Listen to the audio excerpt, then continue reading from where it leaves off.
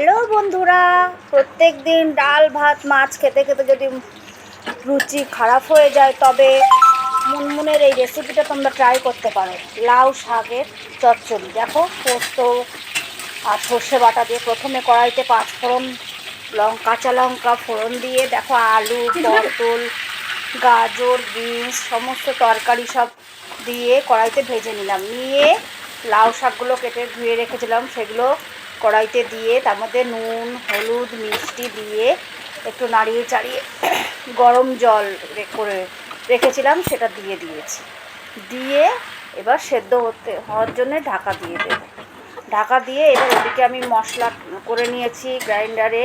পোস্ত, সর্ষে, লঙ্কা, হলুদ, একটু নুন সব দিয়ে গ্রাইন্ডারে একটা পেস্ট করে রেখেছি। এইবার ওই পেস্টটা ঢাকনা খুলে আমি একটু হাফ সেদ্ধ হয়েছে ডাটাটা দেখে মশলাটা দিয়ে দিলাম।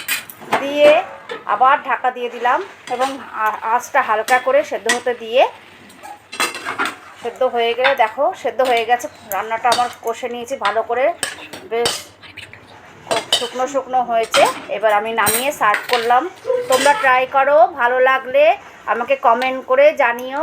Bye bye, tata. সবাই ভালো থেকো, সুস্থ থেকো, টাটা।